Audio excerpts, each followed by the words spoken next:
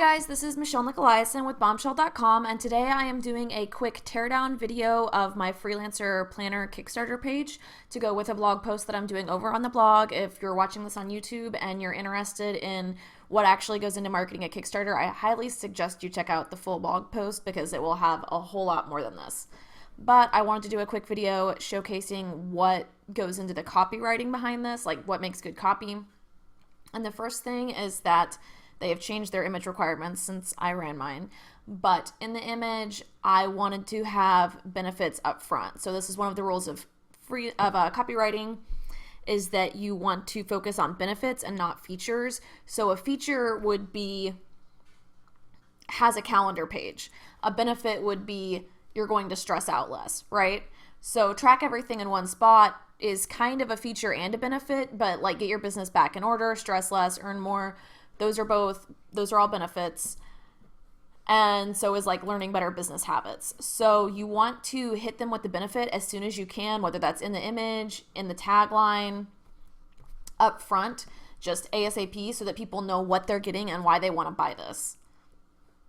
So the video is down here. We're not going to watch that. And then I opened up with a line that was about the US workforce. So I wanted to ground this campaign in something bigger than me. I didn't want this to be like, oh, hey, I made a planner and I think it's useful. I wanted to ground it in the fact that over 1/3 of the US workforce are freelancers now, and that those people don't have anything they can use to help them be more organized. There's not very many, if any, other planners that are created specifically for freelancers.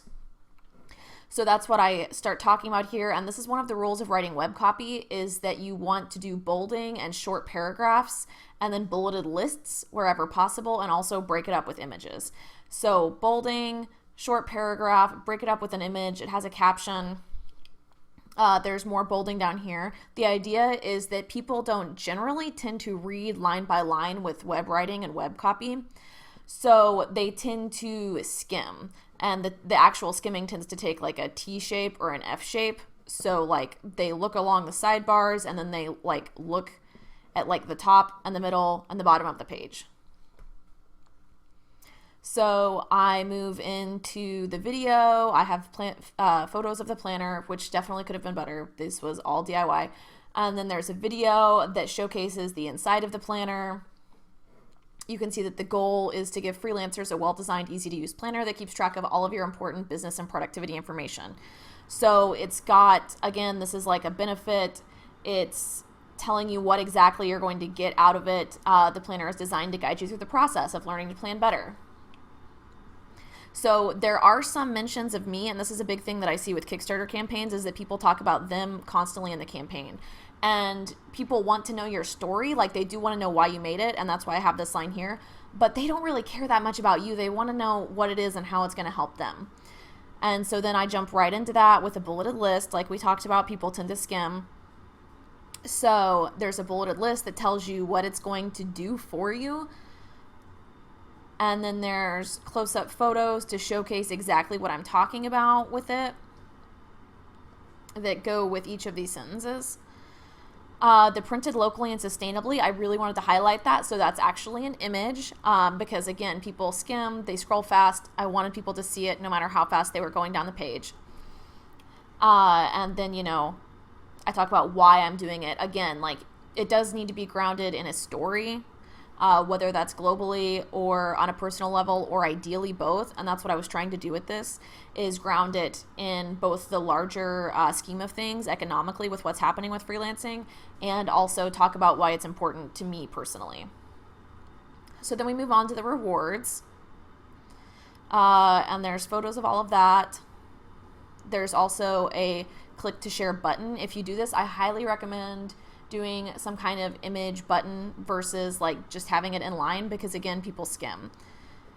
So then there's more about the bonuses, and then there's the stretch goals. So overall, and then down here, there's the social proof.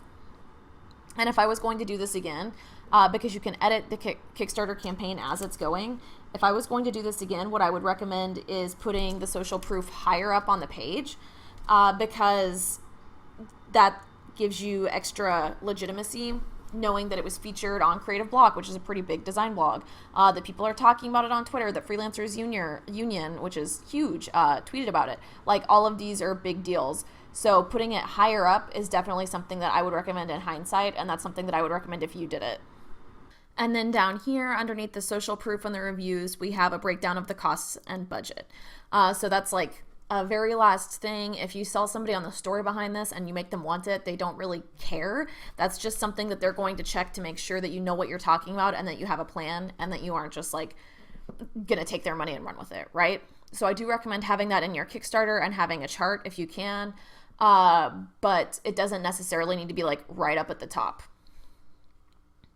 And then there's the risks and challenges section. Both of these are templated by Kickstarter, so you can't change where these are at. But that's overall what I would recommend. Keep it super scannable, use bolding, bullet points, focus on the story. Don't focus on yourself. Focus on the larger reasons that they're going to care about it and why it matters to them. Start out with the story, try and have a really good first line to hook them, lots of photos to break things up. Move into what the product is after you start with the story and hook them. Move into what the product is, why they want it, what it does for them. Lots of photos, like I said. Then talk about the goal. Talk about anything, you know, like if you are doing local printing, anything like that. Showcase that, because that is going to be something that some people will care about. The people who don't care about it won't care about it. The people who do care about it, that could push them over into buying. Talk about the rewards. Show them what they're going to get.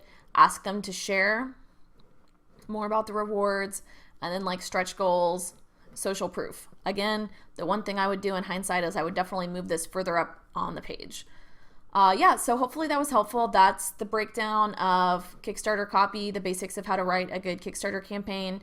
This one was funded to 156, 157%, so it did pretty well. Oh yeah, the other thing is for the rewards, you want to keep the rewards super simple, really easy to understand. Everything I read said that pledging $1 or more was like a really good idea, so that you could keep everybody. Obviously, nobody really used this, so I would cut that in hindsight. Keep it as simple as possible. Have like a $5 level, because people did use that. So I had like 5 or 7 tiers total. This one was pretty successful. If you could do something that has digital bonuses, that's really good, because it gives you a value add that doesn't actually have much of a profit overhead for you. Yeah, and so just make sure that people can see what they're getting here. If you can break these up into smaller paragraphs, that's great. Just make sure that people can kind of see like the things, free shipping, you know, the important things. Yeah, so hopefully that was helpful. Again, if you want to see the full breakdown, head over to the blog, because this is just the tip of the iceberg. And thanks for watching. Have a great day.